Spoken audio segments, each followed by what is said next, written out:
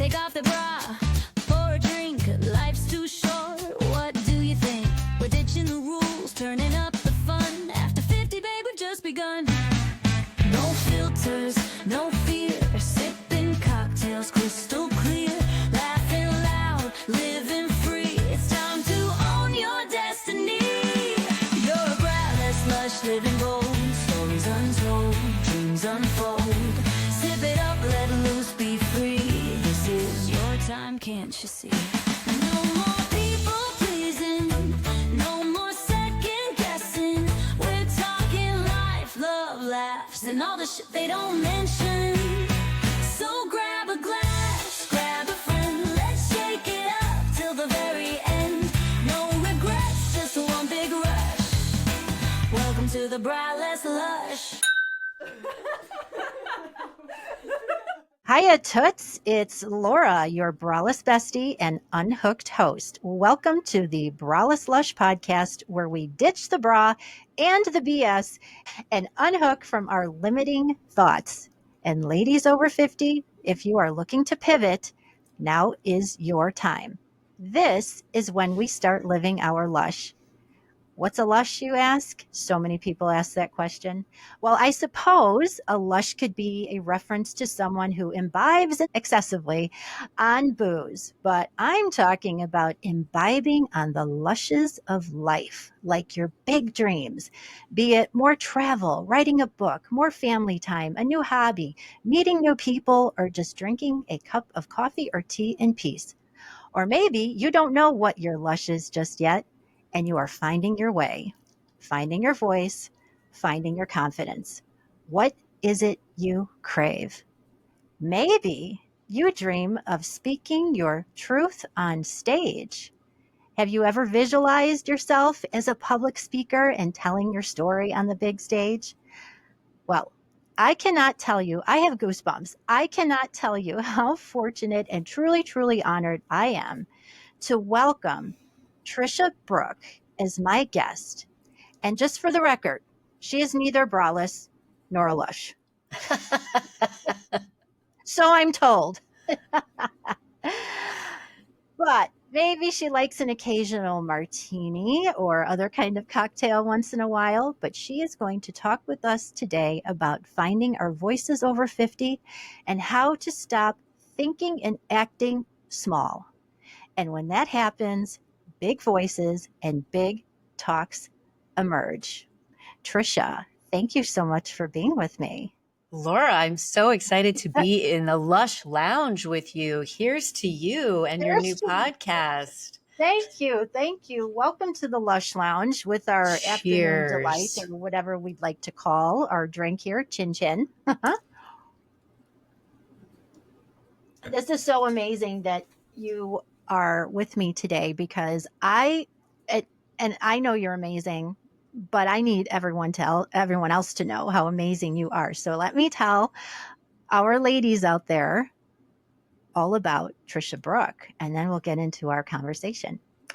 Tricia Brouk is a strategic advisor who helps high-performing professionals transform into industry thought leaders through the power of authentic storytelling.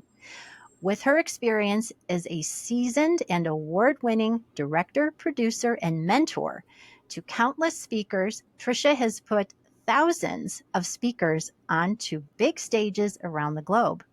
Tricia founded the Big Talk Academy, where she certifies speakers in the art of public speaking.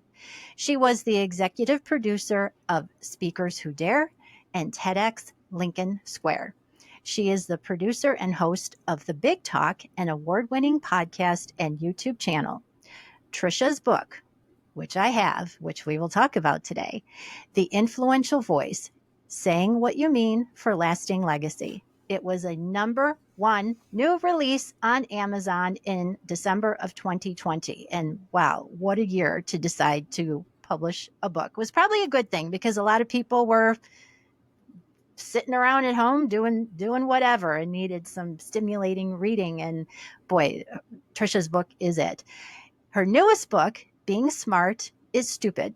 It's the companion to her keynote, and it's being released in October of 2025. Big Stages is the award-winning documentary about her work with speakers, which is available for streaming on Amazon Prime. Well, again, hello, Madam Fabulous. So excited to be here. Thank you for this incredible introduction, Laura. Well, it's lovely to officially meet you outside of your master classes because Tricia is a master, and I have been taking Tricia's Big Talk master classes in the last few months.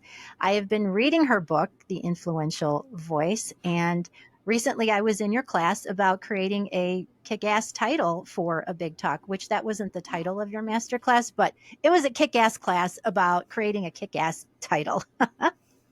Thank you. Thank you.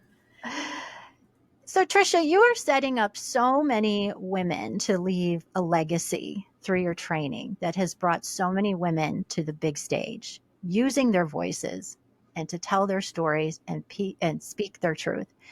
And because you say if one voice could influence one person to change their lives or think a different way, you are a gift to the world. And Tricia, you are a gift to us.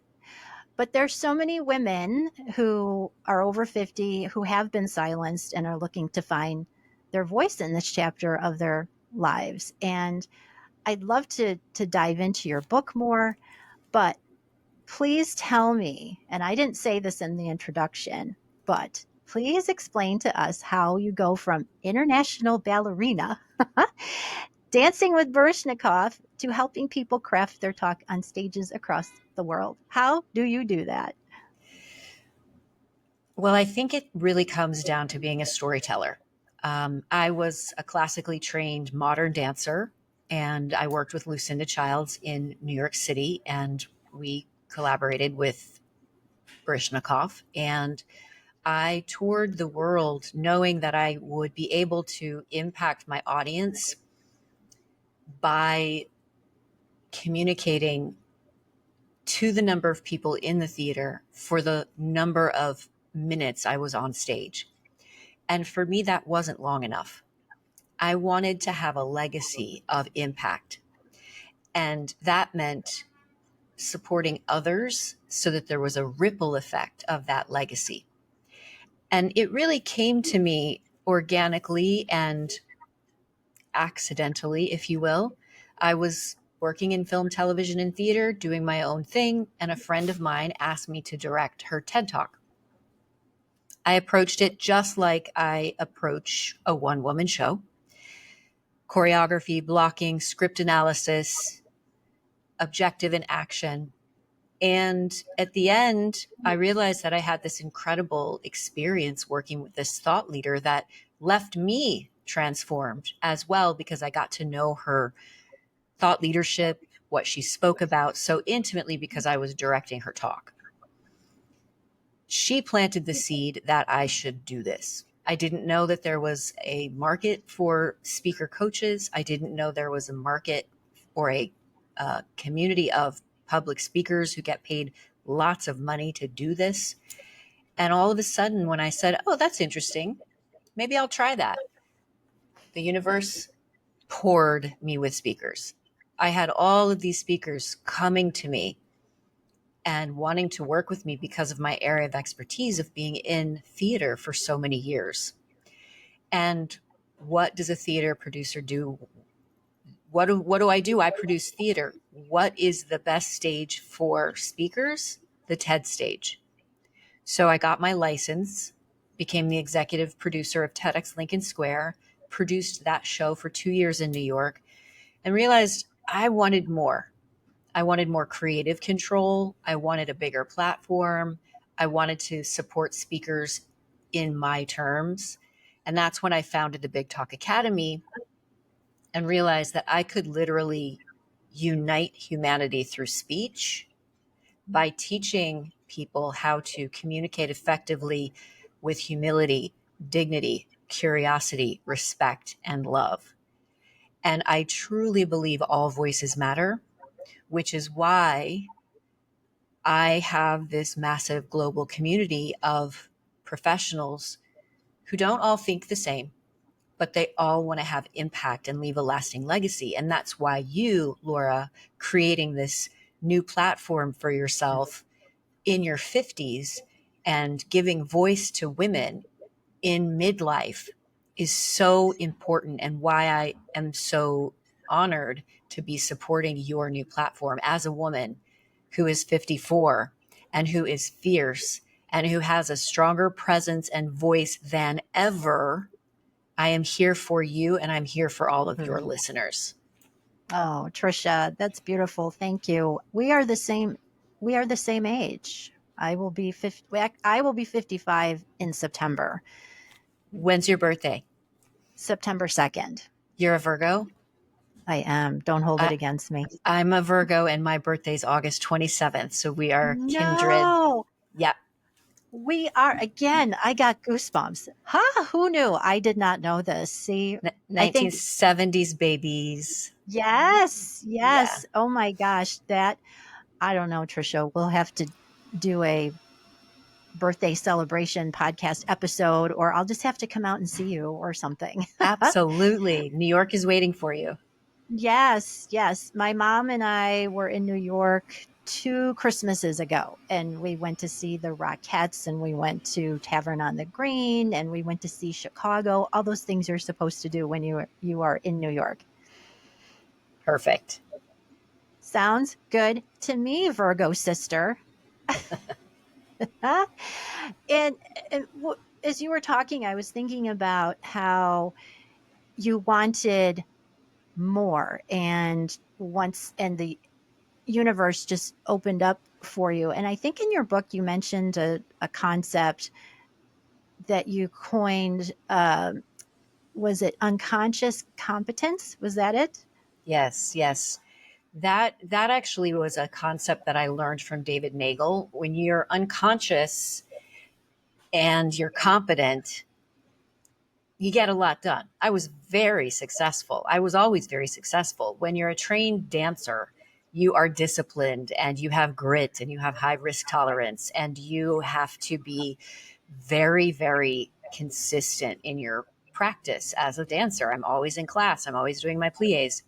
So I was very competent, but I was unconscious. And what that meant was I could only reach a certain level of success because of my being unconscious. And when I realized that there was more, and I allowed my connection to source and the universe freely flow, and I became aware of what was possible for me, then my competence, which was my Virgo nature of being organized and follow through, and my Midwestern nature of being loyal and knowing how to actually follow through and finish and complete the things I say I'm going to, and also my expertise of years of dancing, years of directing, years of study. Now all of a sudden I'm conscious and I'm competent, which means my level of success has just 10x. I think it's crazy how we go through life, especially women, doing what we do, taking care of the people we take care of, and yet trying to have our own life, but at the same time making sacrifices for others, that we don't even realize what we are capable of, which I think is unfortunate. And I can appreciate what you're saying about I'm in Chicago, so Midwest roots, and you're loyal and you're disciplined. And if you're a Virgo, you're a little bit of an overthinker, and you work against yourself in your head sometimes. But there's so many women who I don't think realize how competent they really are. And sometimes it is that wisdom over time that makes us realize there's so much more. I love that you said that there's so many women who put others first. I want to speak to this specifically because I don't fall into that category. And I want to share this hopefully in service of your audience. Let me be clear, I don't have children, so I can't put my children first because I don't have children. And this is by choice. I never wanted children.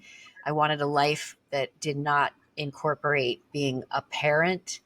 Now I'm very maternal, and all of my speakers I consider them the community that I have built, and I am their leader.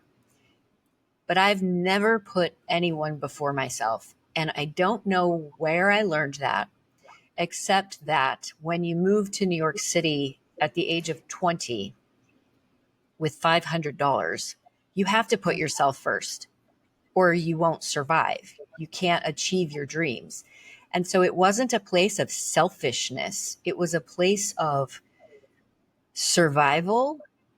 And so, because I don't have that experience of putting others first, I want all of you listeners to know that you can stop right now. You can stop right now and you can put yourself first. You can love yourself, number one, and it does not make anybody else less than. And so I really want you all to think about, especially if you're all in your 50s, and now it's time to absolutely put yourself first. Start every day by saying, I love you most. I love Joe second. He knows that. And there's nothing wrong about that, because if we don't love ourselves first, we can't love everyone else completely.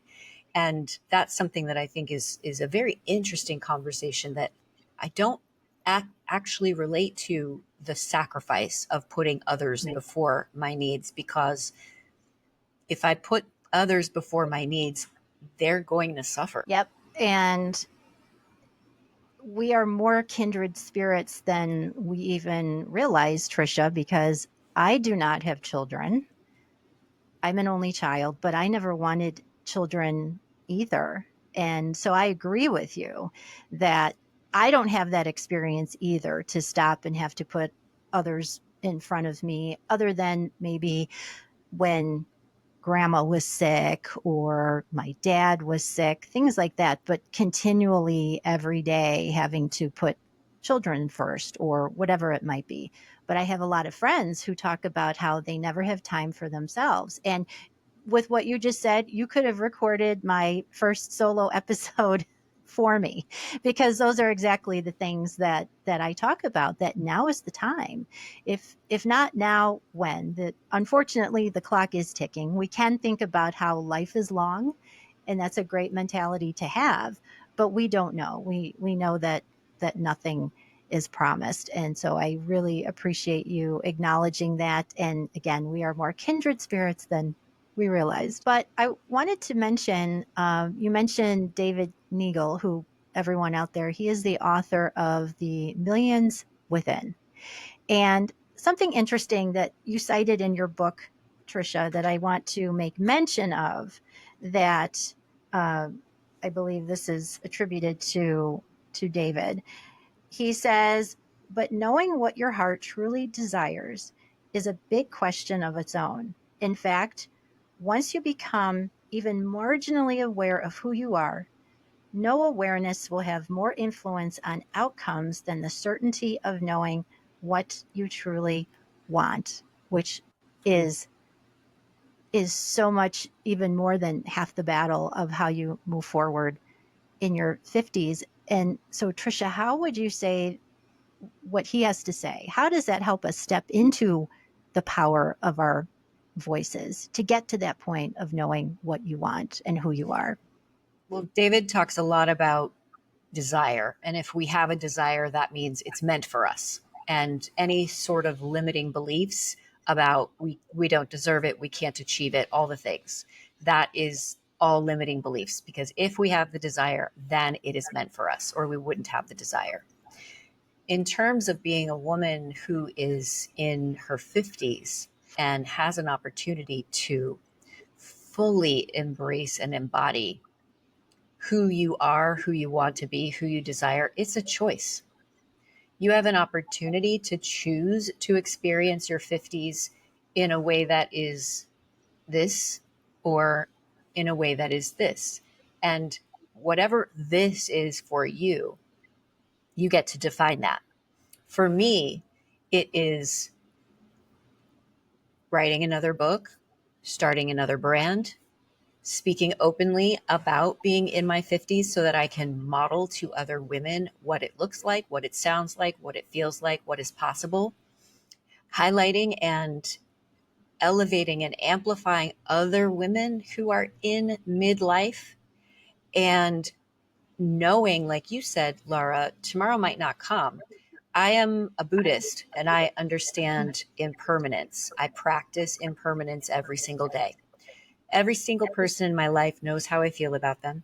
Joe knows how I feel about him. If I don't wake up tomorrow, I'm good. And everybody in my world is good because they know exactly how I felt, what I think.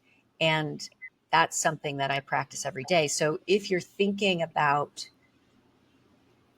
using your voice or starting a company or going on that trip or starting a new podcast, you must acknowledge that that's a desire, that is your truth, and that it is meant for you.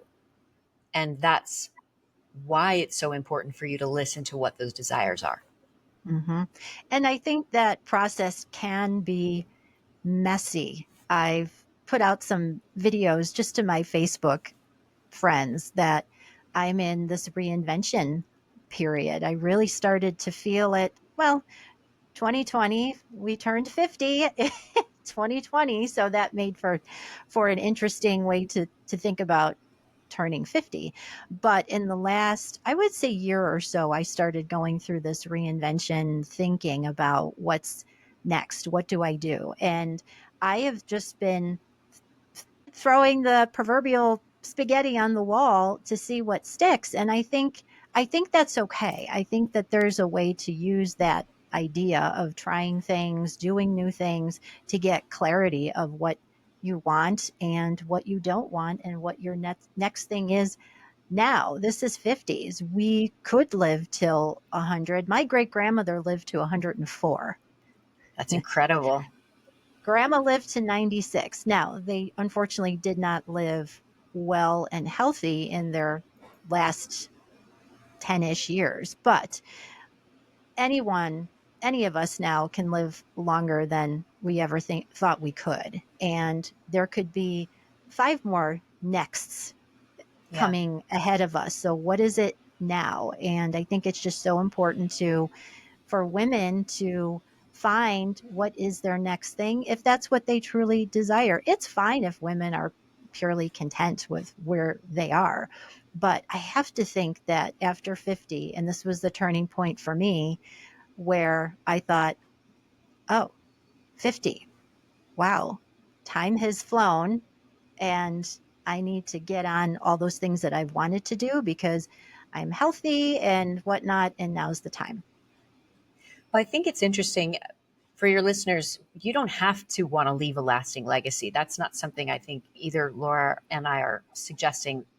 There's no right or wrong. I think it's just a matter of being conscious of where you are in your life, what brings you joy, what brings you happiness, and fully embracing that and letting go of what anybody else thinks about it. And that goes back to loving yourself and putting yourself first right now so that you can be a better mother, a better partner, a better friend, a better community member.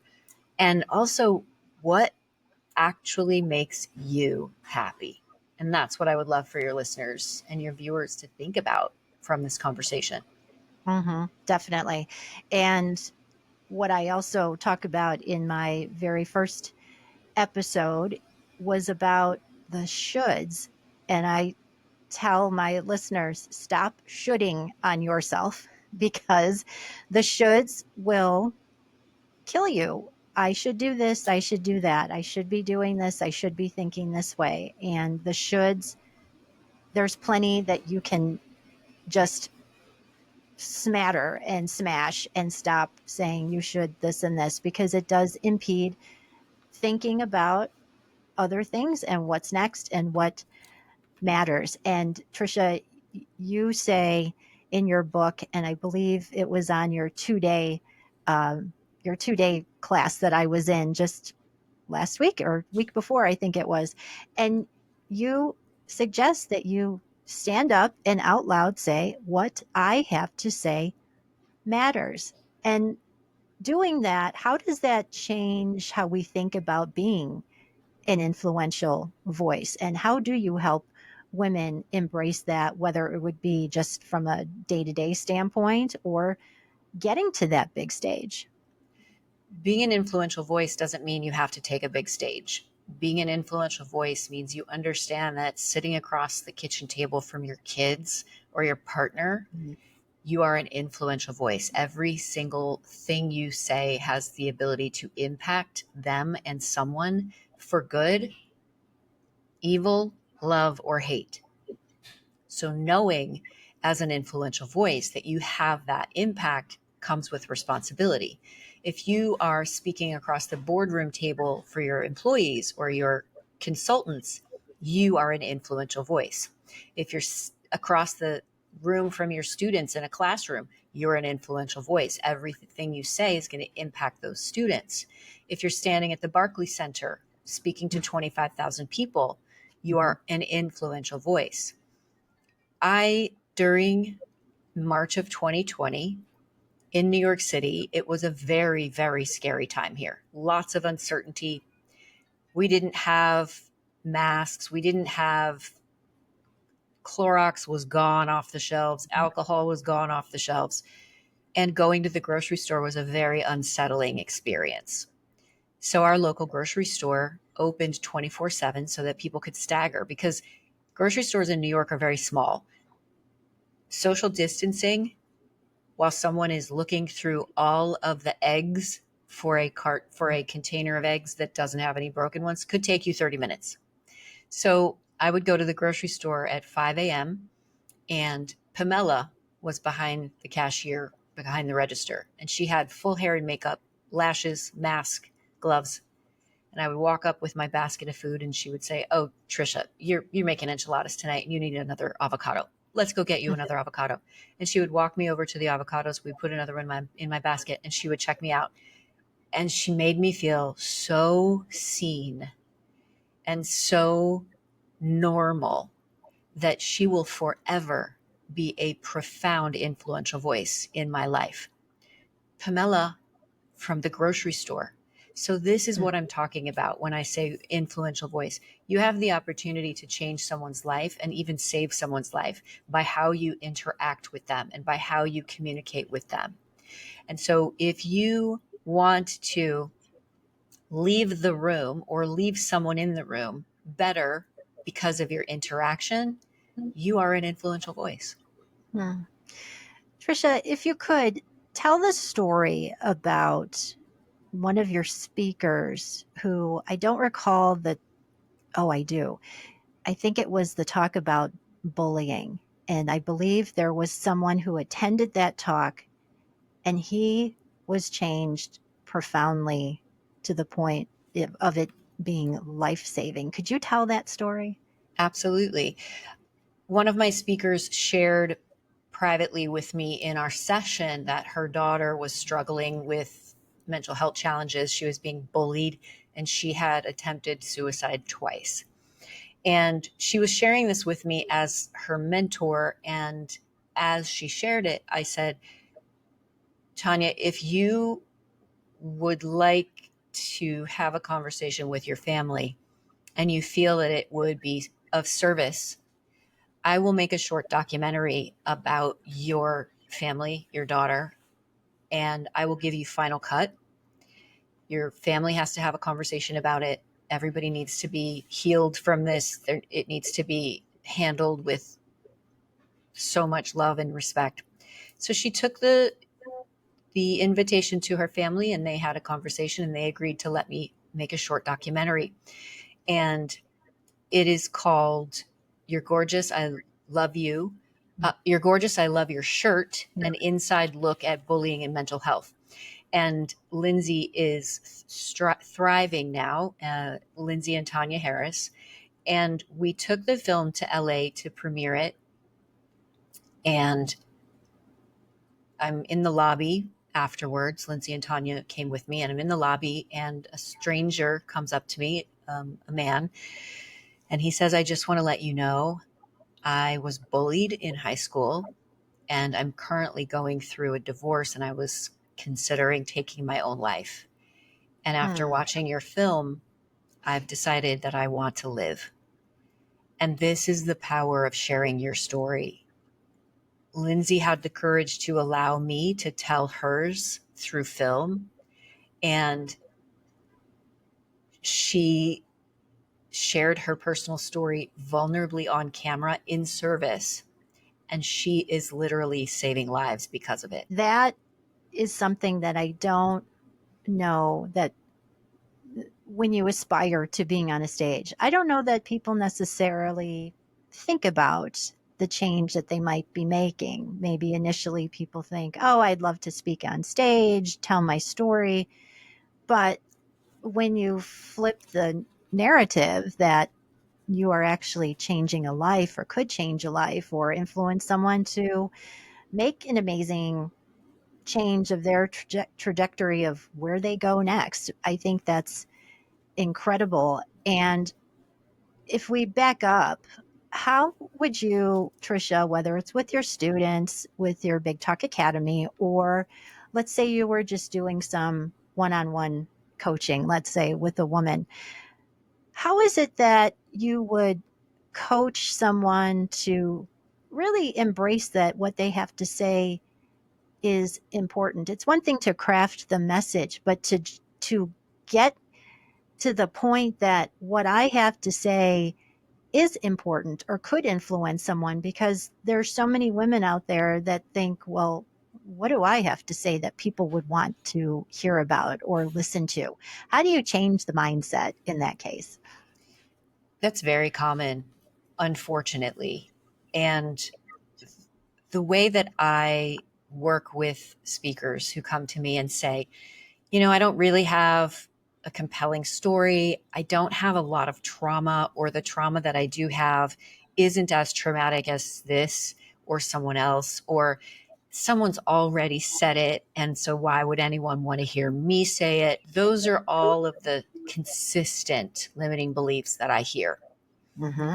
And because of my experience as a director and creating safe space for my actors to play a scene authentically, I have a gift of being able to actively listen and reflect back what I see that is special about the speaker.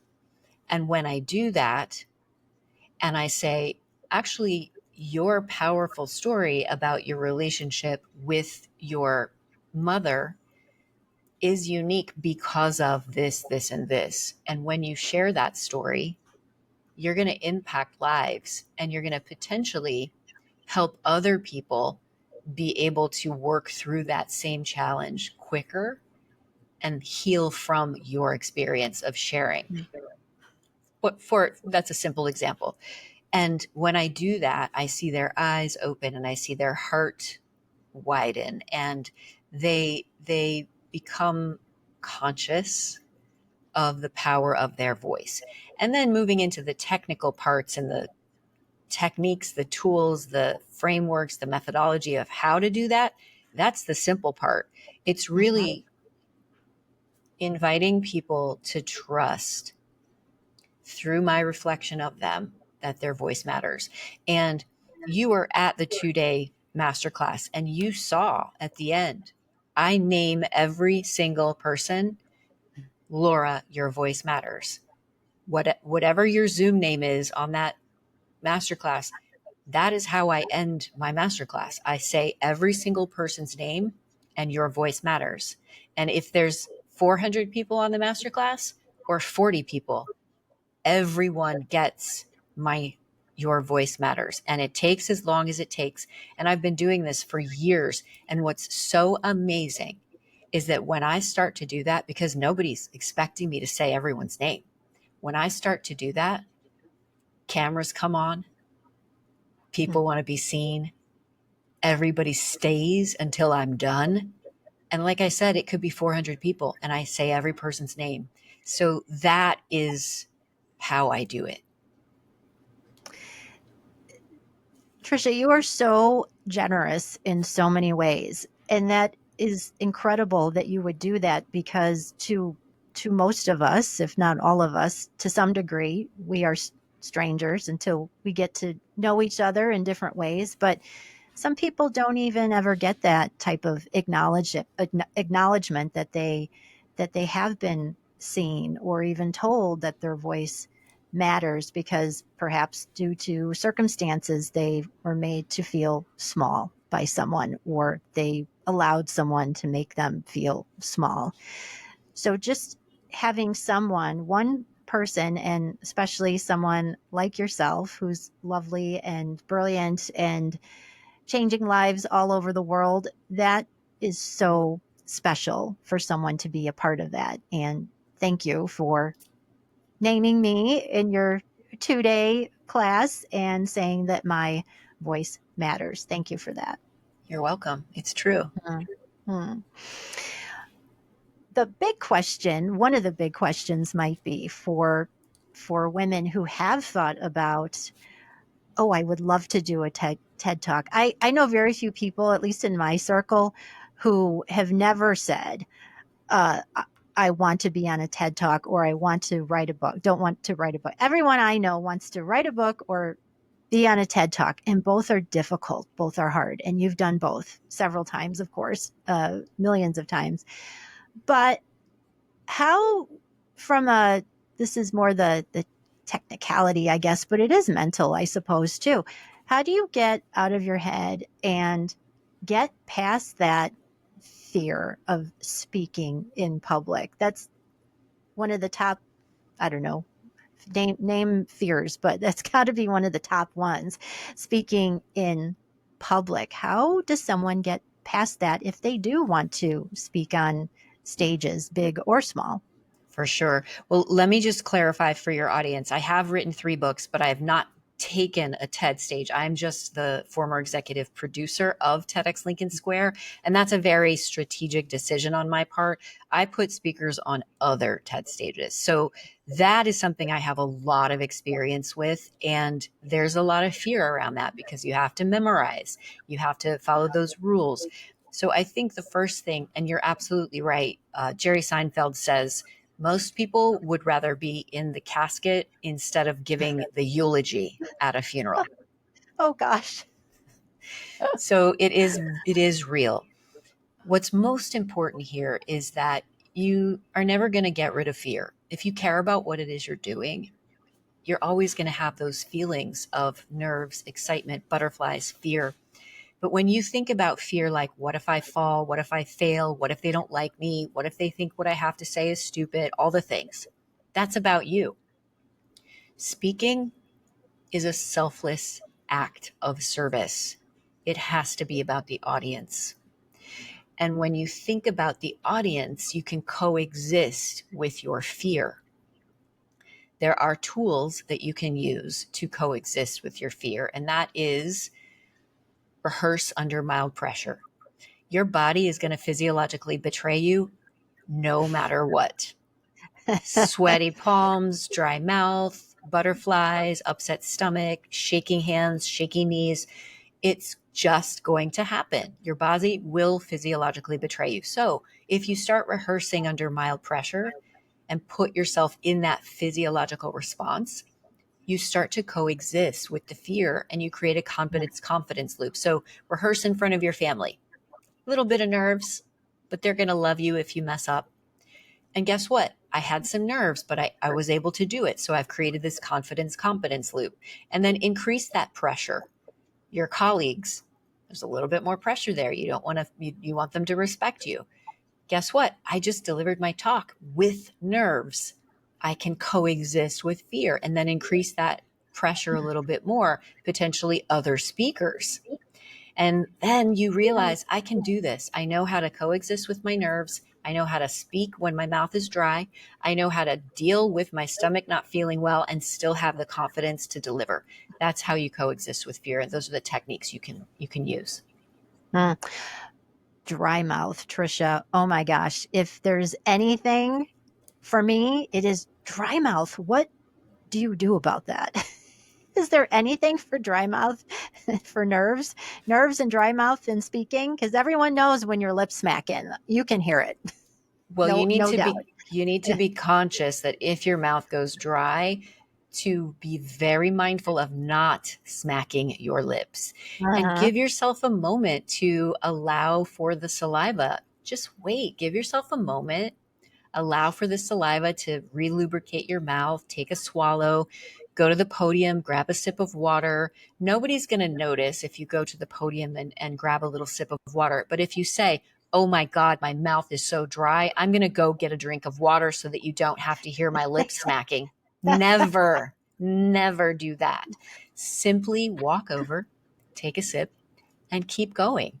Mm-hmm. Mm-hmm.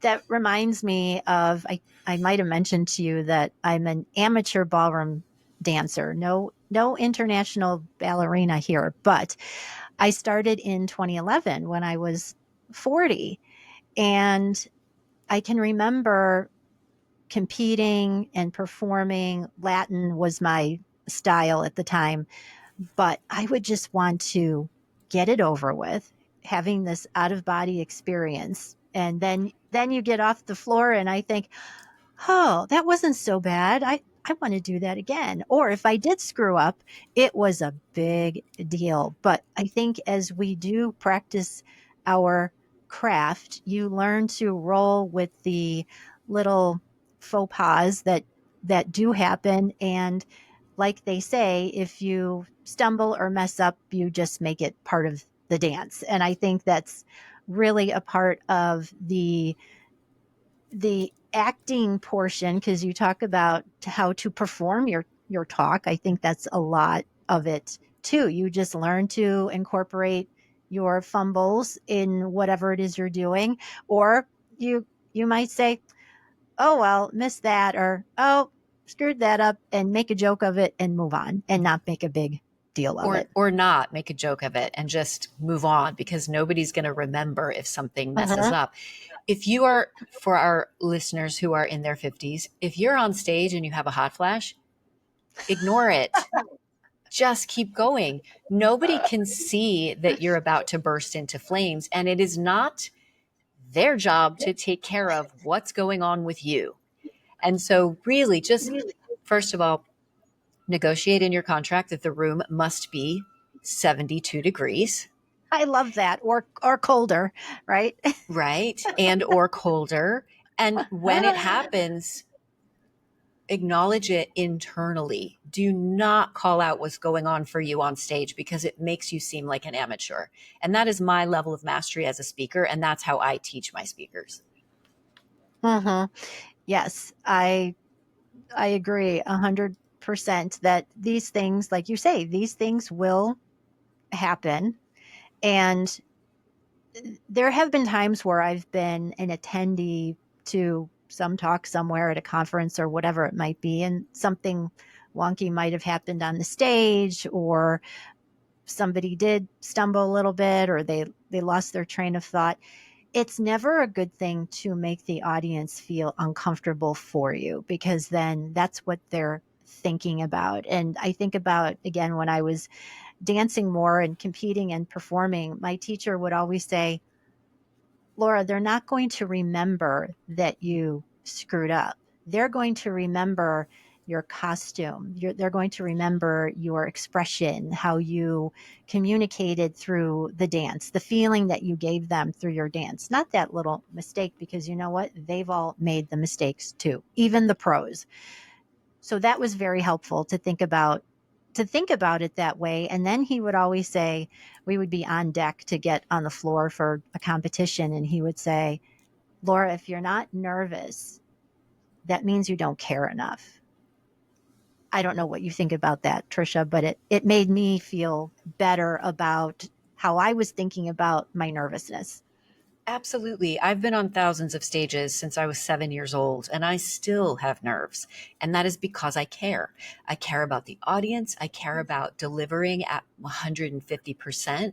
And that is part of it. And also, when you are choosing to share your story, again, it goes back to the responsibility and the command of the material and of the stage in service of your audience. It's your job to take care of them, and your job to make everyone who comes in contact with you to look better.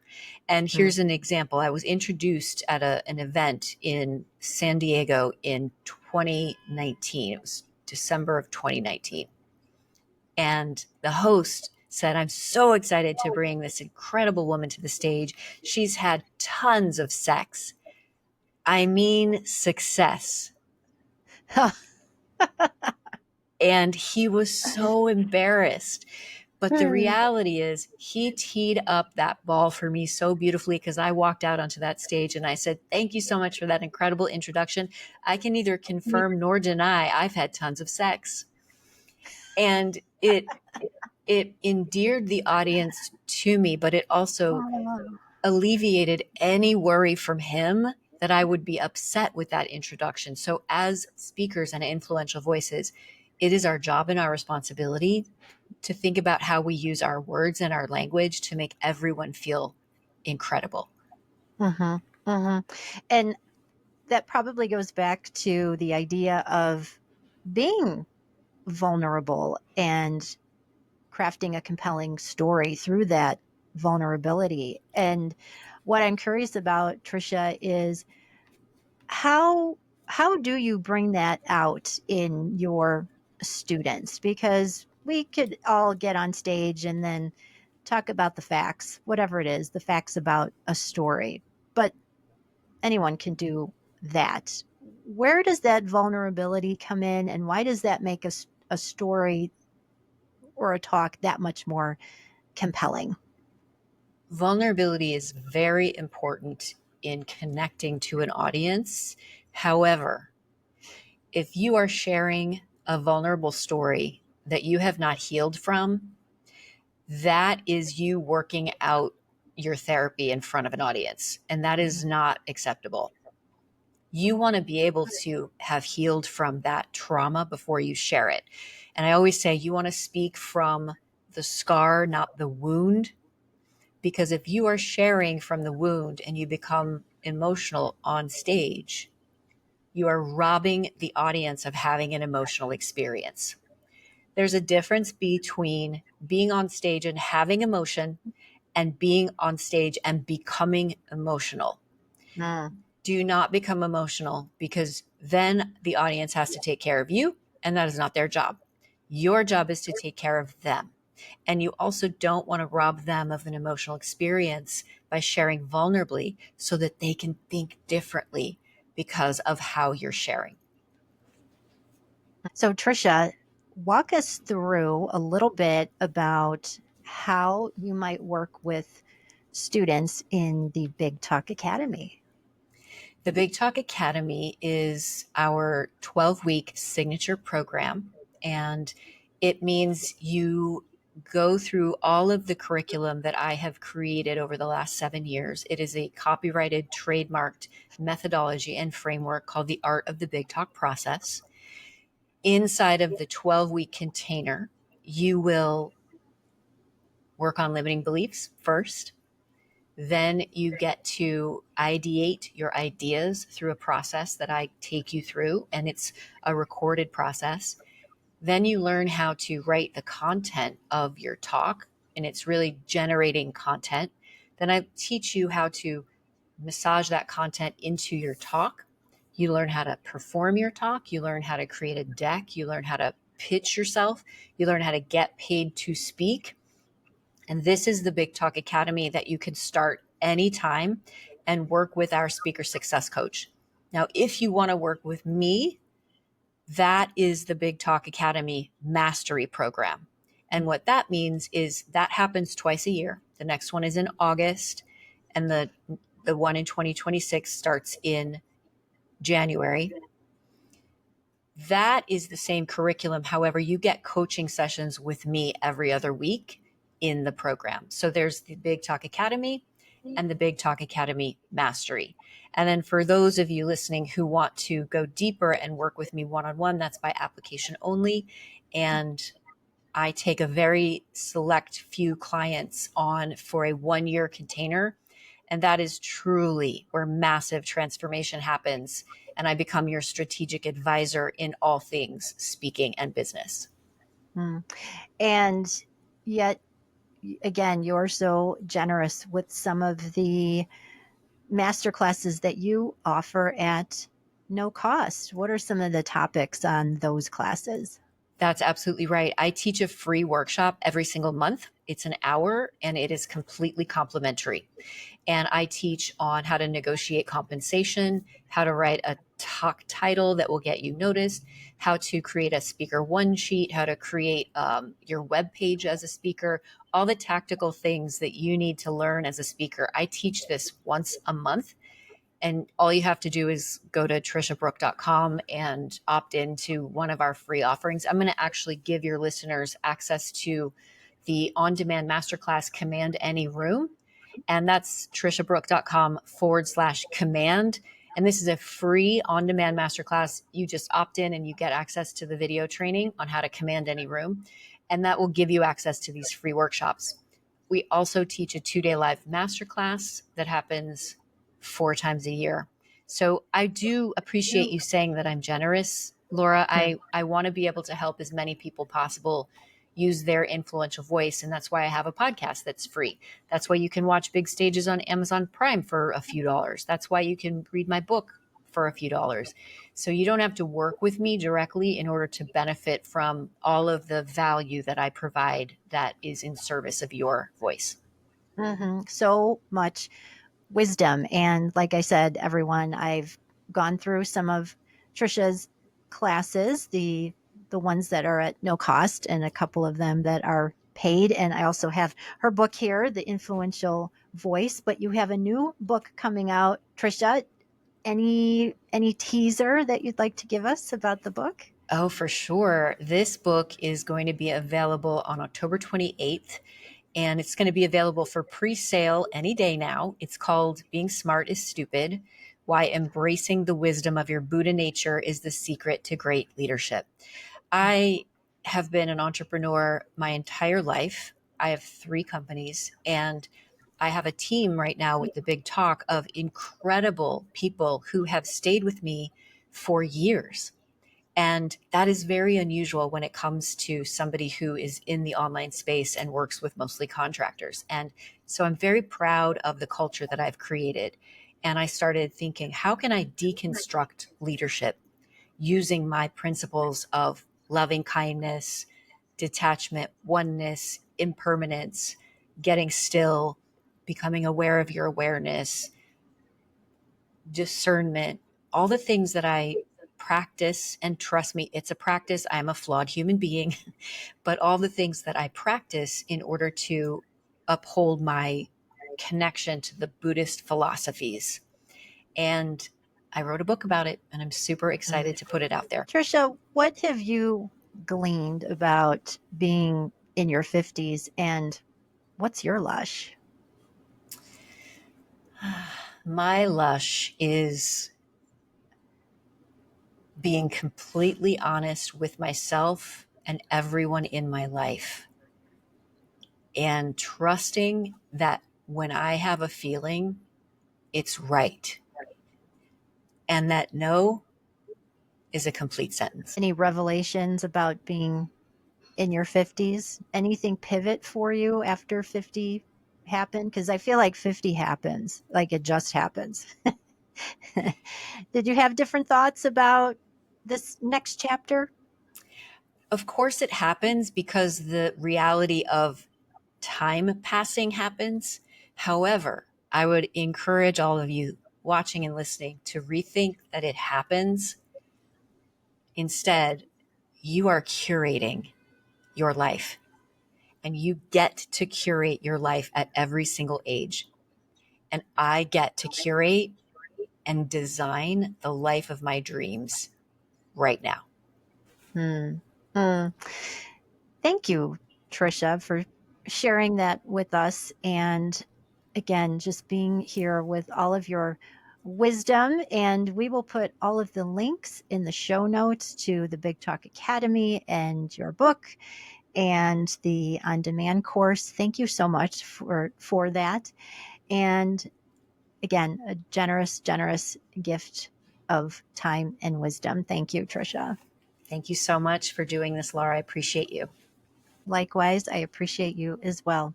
Well, thank you everyone for listening. This is Laura, your Braless bestie and your Unhooked host. I love you all, my luscious sisters, and meow for now. Welcome to the Braless Lush.